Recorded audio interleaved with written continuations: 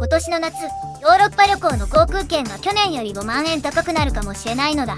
原因は中東の戦争、そして香港の空港にあるのだ。香港の空港と中東の戦争がどうつながるの？旅行費用が上がる理由を聞かせてほしいわ。今日の動画でわかることは3つなのだ。なぜ中東戦争が香港の航空ハブを揺るがすのか、欧州便が迂回した場合に何が変わるのか、そして日本人旅行者の財布にいくら影響するのか、この3点を掘り下げるのだ。まず前提から押さえるのだ。香港国際空港はアジアと欧州、中東をつなぐ世界屈指の航空ハブなのだ。年間旅客数は約7000万人。貨物取扱量は世界トップクラスなのだ。日本人にとっても成田や関西から香港を経由してロンドンやパリへ飛ぶルートは安くて便利な定番コースだったのだ。確かに香港経由のヨーロッパ便ってコスパいいイメージがあるわ。でもそれが今の中東の状況でどう変わるの？ここがポイントなのだ。香港から欧州に向かう飛行機の多くはかつてはペルシャ湾上空か中東本土の上を飛んでいたのだ。ところが CNBC の報道によると、アメリカがホルムズ海峡を封鎖し、米国、イスラエルとイランの戦争が始まった今、中東の上空を通るルートは危険すぎて使えなくなっているのだ。戦闘機やミサイルが飛び交う空域を民間機は飛べないのだ。じゃあ飛行機はどこを飛ぶかというと、南側に大きく迂回してインド洋経由でアフリカを回るか、北側にそれてカザフスタンやロシアの上を通るしかないのだ。どちらのルートも飛行時間が3、4時間増えるのだ。燃料消費は当然増え、コストが跳ね上がるのだ。3、4時間の迂回って東京から大阪を飛行機で飛ぶ時間を余分に追加するようなものじゃない。それだけ燃料が余計にかかるなら、そのコストは誰が負担するのかしら。その通りで、燃料費の増加は燃油サーチャージという形で乗客が払うことになるのだ。今でも CNBC によると原油価格は急騰しており、10年物米国債の利回りは開戦以来 3.33% 以上も上昇しているのだ。これは航空会社の借入コストにも直撃するのだ。つまり迂回コストに加えて、原油高と金利高のトリプルパンチが航空券価格に乗っかってくるのだ。ここで香港の特殊な立場に注目するのだ。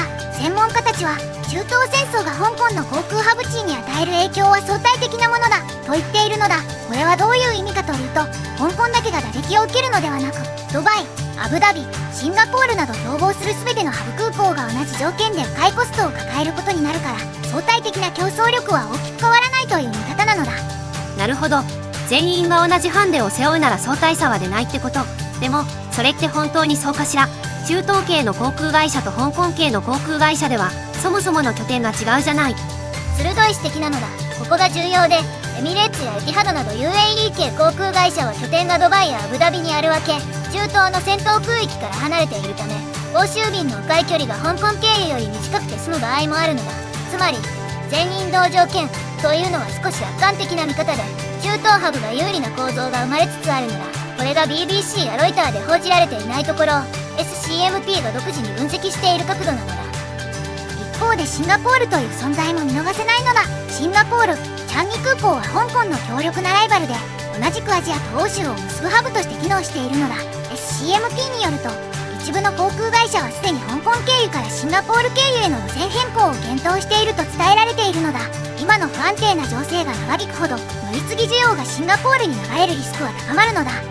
そうか。戦争が長期化するほど香港のハブとしての地位が少しずつ削られていくってことね。でもずんだもん。これってもっと根っこに別の問題があるんじゃないかしら。そうなのだ。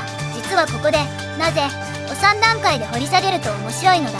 第1の理由は、中東通過ルートの封鎖。第2の理由は、競合ハブとの地理的優位の変化。そして第3の真相理由は、香港自身がここ数年で中国本土との関係を深める中、欧米系の航空会社が香港を積極的に使う動機が薄れつつあったという構造的問題なのだ。戦争がもともとあった歪みを一気に表面化させているのだ。ここまでの流れを確認するのだ。中東戦争でホルムズ海峡が封鎖され、香港発欧州便が3、4時間の迂回を強いられている。影響は相対的という専門家の見方の裏側には、ドバイやシンガポールとの競争激化という本音の問題があるのだ。そしてここからが本題で、これが日本人の旅行費用にどう直撃するかなのだ。日本人への影響を具体的に試算するのだ。まず旅行コストの軸で見てみよう。成田から香港経由でロンドンに行く場合、通常の往復エコノミーは安い時期で7万、10万円台なのだ。今の燃油サーチャージは往復で1万5千円から2万円程度だが、原油が急騰している現状では2万5千円、3万円に跳ね上がる可能性があるのだ。つまり旅行者の手出しが往復で最大1万5千円増える計算なのだ。1万5千円って結構痛いわ。夏休みに家族4人でヨーロッパに行くなら、それだけで6万円もサーチャージが増える計算じゃない。さらに円安が重なるのだ。ブルームバーグによると米国の10年債利回りは開戦以来大幅に上昇し、ドル高傾向が続いているのだ。円安が進めばドル建ての燃油サーチャージの円換算額はさらに膨らむのだ。今の為替水準が続けば、欧州旅行の総コストが去年比で1人当たり4万、5万円増という水準も十分あり得るのだ。夏の計画を立てている人は今すぐ確認が必要なのだ。旅行だけじゃなく、ビジネス出張も直撃するのだ。香港を経由してヨーロッパのクライアントと交渉に行く日本のビジネスパーソンにとって、往復コストの上昇は出張予算を圧迫するのだ。特に中小企業では1回の出張あたり10万円を超える追加負担になると、オンライン会議で代替という判断が増えるかもしれないのだ。これは実質的な日本企業のグローバルビジネス機会の損失に直結するのだ。ちょっと逆の見方もできると思うのよ。香港のハブ機能が弱まれば、日本の羽田や成田が直接欧州便を増やす航機になる可能性もあるんじゃないかしら。乗り継ぎなし直行便が増えれば、かえって便利になる面もあると思うわ。面白い視点なのだ。確かに理論上はそうなのだが、現実はそう単純じゃないのだ。直行便を飛ばすには機材と搭乗率の確保が必要なのだ。JAL や ANA が今すぐ新規欧州直行便を大幅に増やせるかというと、機材不足と乗員確保の問題がネックになるのだ。しかも同じ理由で競合のシンガポール航空やキャセイパシフィックも直行便強化を狙っているのだ。日本が漁夫の利を得るにはもう少し時間がかかるのだ。冒頭で航空券が5万円高くなるかもと言ったのだ。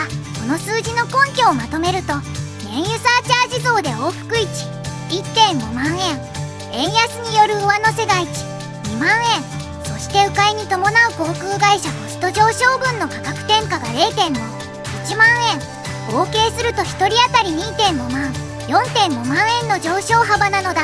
家族旅行なら5万円を超えることは10分あり得る計算なのだ。最後に僕の正直な見立てを言うのだ。専門家が影響は相対的というのは確かに正しい部分もあるのだ。でもその言葉に安心してはいけないのだ。なぜなら相対的に互角であっても絶対的な旅行コストが全体として上がっている事実は変わらないからなのだ。むしろ僕が気になるのは、戦争が長引くほど航空会社が構造的に体力を削られ、中小の格安路線からどんどん退場していく可能性があることなのだ。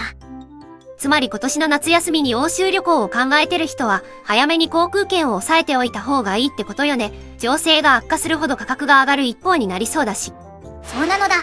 1ヶ月後、3ヶ月後、半年後のシナリオで言うと、1ヶ月後は戦況次第で価格変動が激しく最も読みにくい。3ヶ月後にホルムズが再開通すれば価格は急落するかもしれないのだ。でも半年後まで戦争が続いた場合、航空会社の路線再編が固まり、香港を迂回したシンガポール直行時代が定着するかもしれないのだ。今夏の旅行を決める人は、この1ヶ月が勝負どころなのだ。みんなは、欧州旅行を予定しているか、もう諦めたか、コメントで教えてほしいのだ。このチャンネルでは毎日海外ニュースをわかりやすく深掘りしているのだ。チャンネル登録と高評価ボタンで応援してほしいのだ。それが次の動画を作る一番の力になるのだ。毎週月曜日は週初マーケット展望をお届けしているのだ。来週も世界のお金の動きを一緒にチェックするのだ。